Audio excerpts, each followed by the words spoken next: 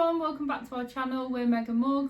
If you're new around here, we've just spent the last 9 months travelling through 10 different countries in Southeast Asia. It was honestly incredible, and we've got videos for every country that we've been to, so check them out if you haven't already.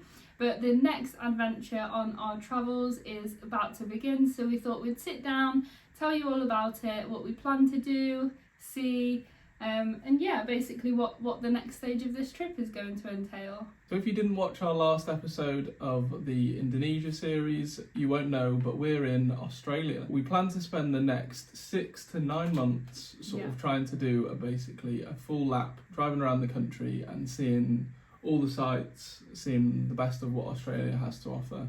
And don't worry, we aren't missing Tassie off the list.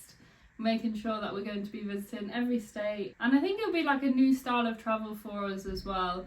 We've decided to go with a car or camper van style as opposed to public transport, because it just gives us so much more freedom to see exactly what we want to see, hidden gems. And honestly, outside of the East Coast, the public transport in Australia isn't the best. No, we wouldn't be able to sort of like get to all the places that we wanted to go. Before this current trip that we're on in 2023, we actually did about a 5-month backpacking trip across New Zealand and then into Australia back in 2019, 2020, just before the pandemic. And we were actually in Sydney at the very start of the pandemic, and then we were kind of working on our working holiday visa, thinking about saving up for about 6 months before spending the other 6 months basically travelling around the country. But unfortunately, with the pandemic and all the sort of unknowns that we had, we didn't know how long it was going to last. All the borders in Australia were closing between states and then the international borders. We decided to fly home just because we felt like it was the best option to do, to be with our families at the time. And we've been wanting to come back basically ever since. Yeah.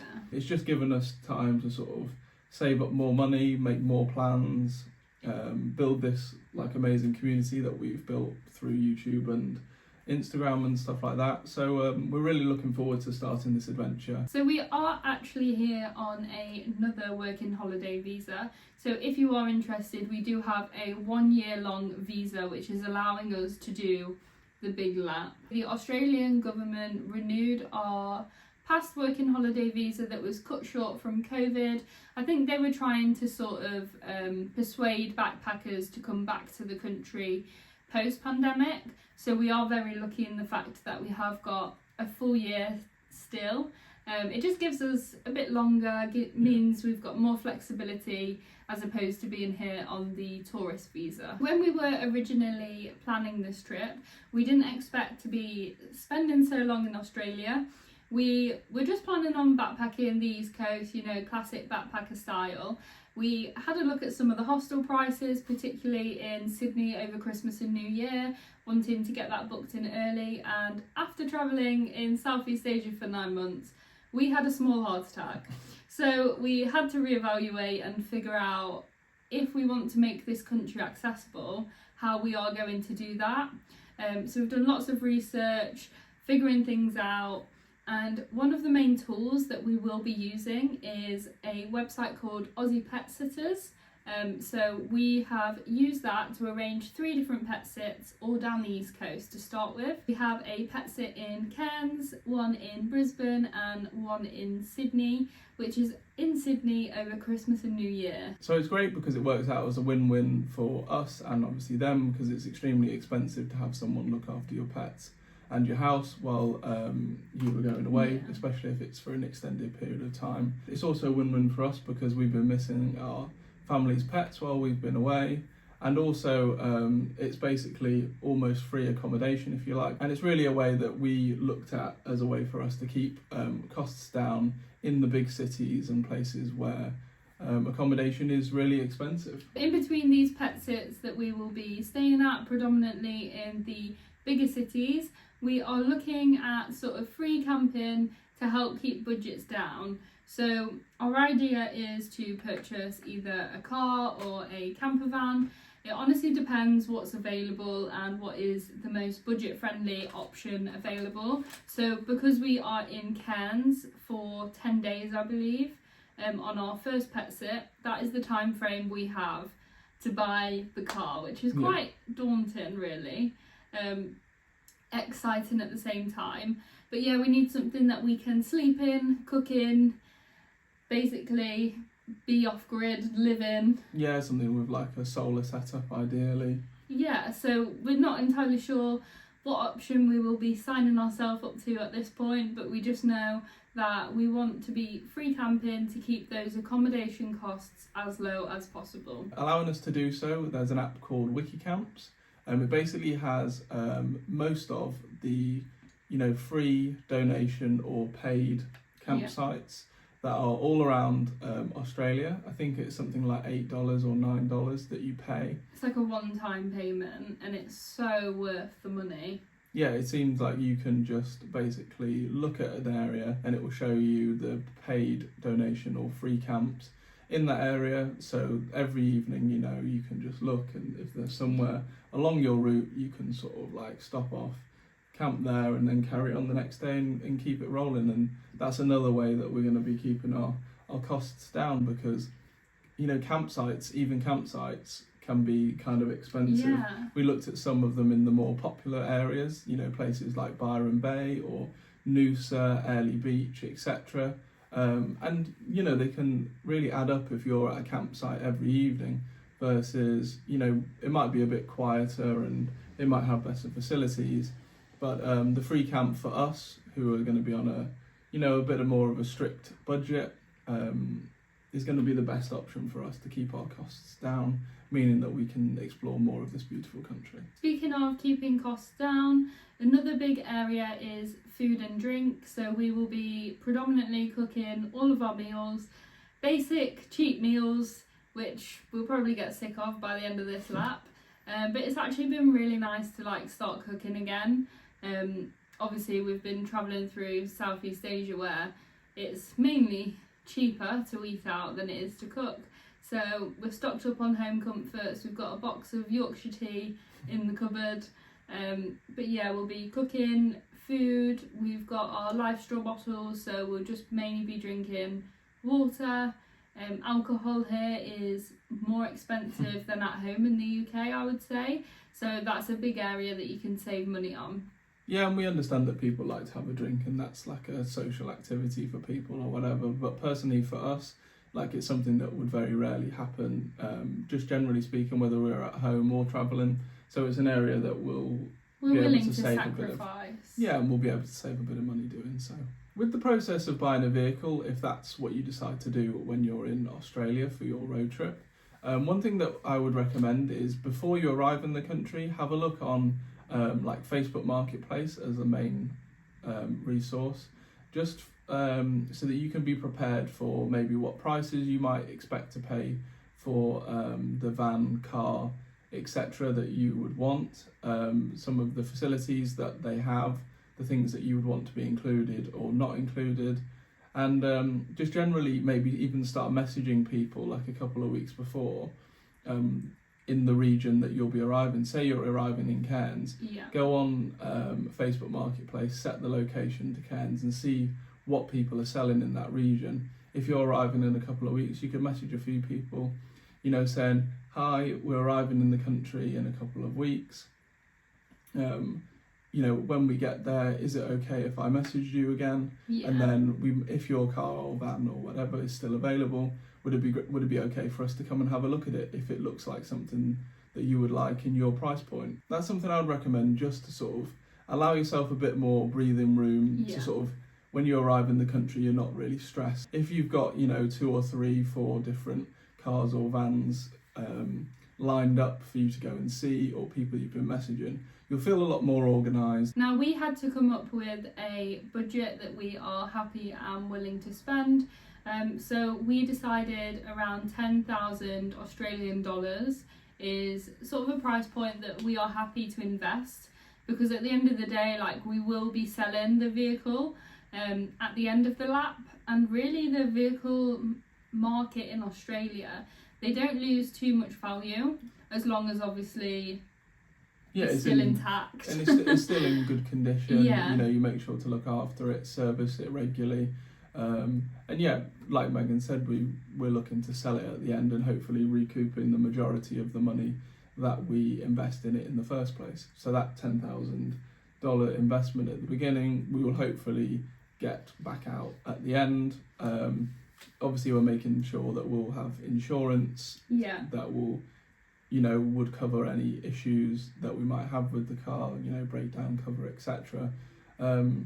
But yeah, so that is the plan, and obviously we won't recoup all the money that we spend on the car, but we want to recoup the majority of it. Next up, we will talk about our plan, sort of timings, the calendar, where we'll be when, and why we figured it out the way that we have. Exactly. So our flight into Australia is the start of November, and we are starting in Cairns simply because it was the best location as we were flying from Bali.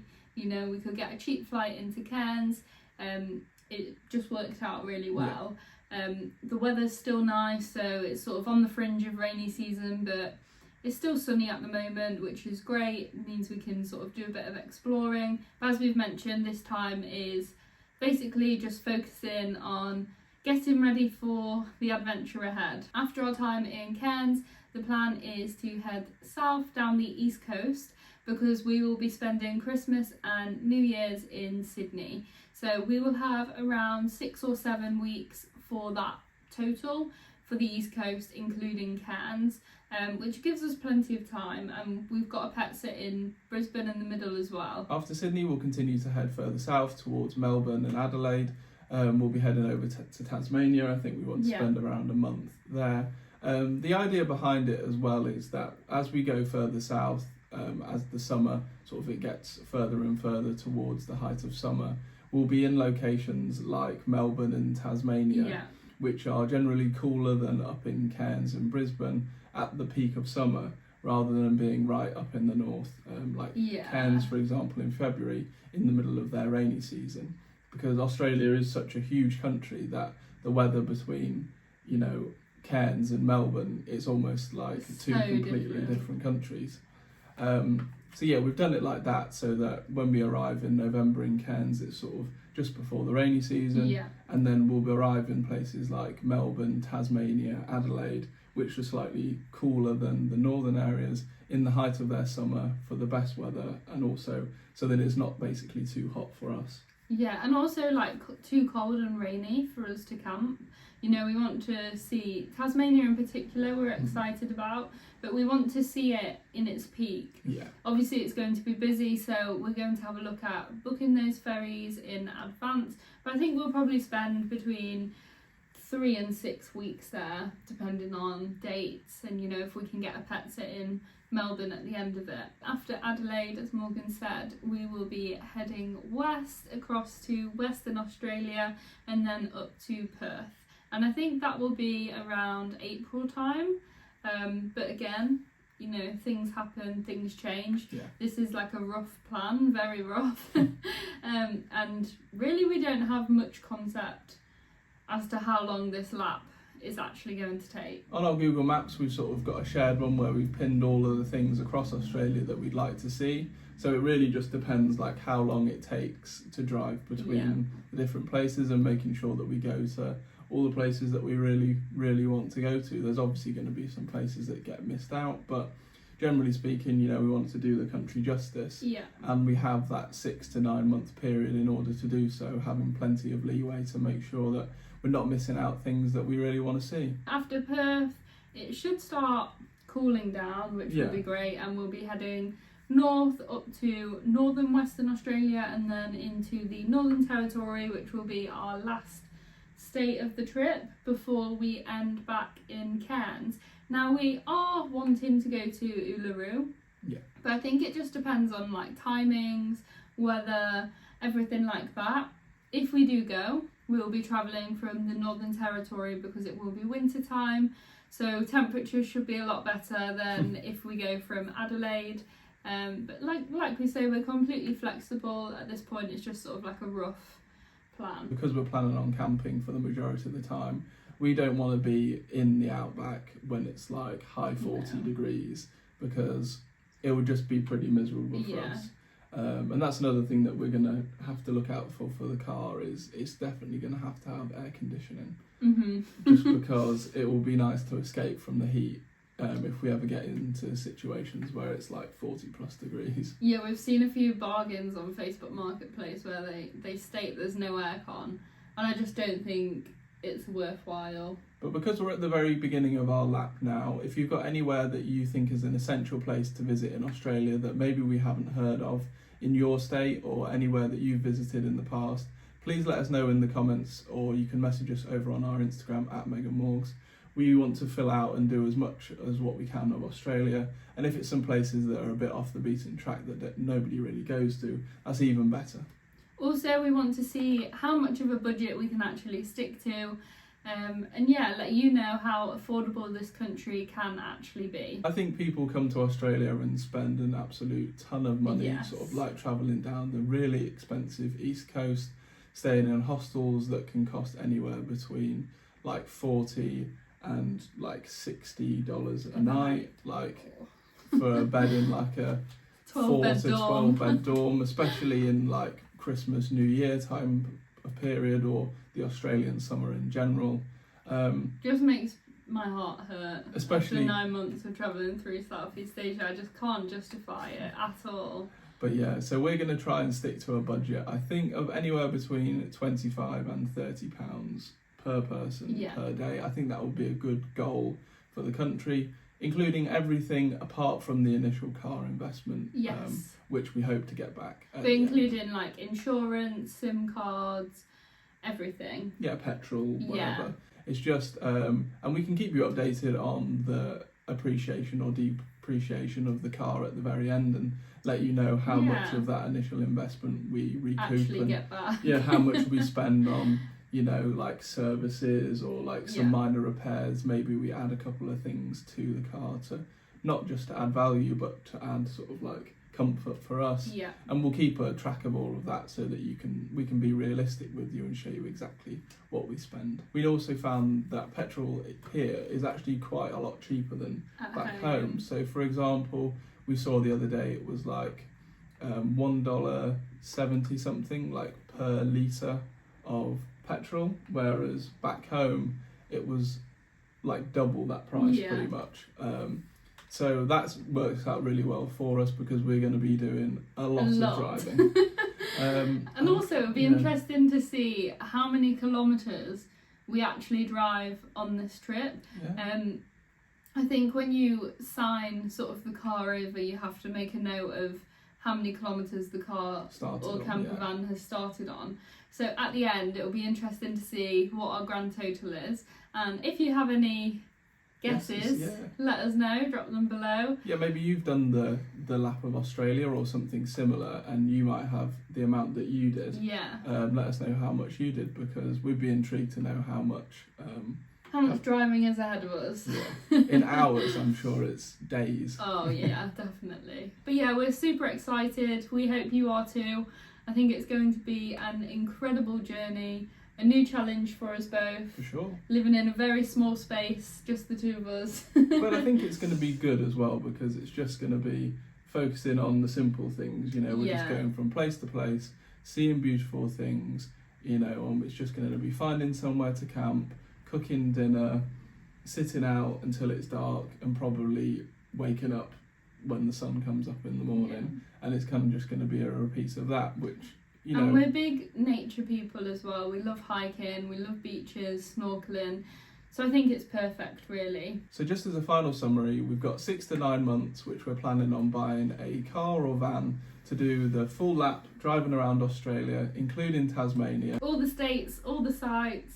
We hope you come along for the journey. We're going to be doing it on a budget, and I think that's going to be the thing that maybe sets our series apart from different ones, because we're going to hopefully show you that Australia can be a really affordable place to visit, because it generally is an expensive country. We really hope you've enjoyed this video. If you have, make sure to like and subscribe, because the adventure is basically going to begin in the next video. So join us in the next video where we show you how to buy a car in Australia. Hopefully. What we buy, what we end up with.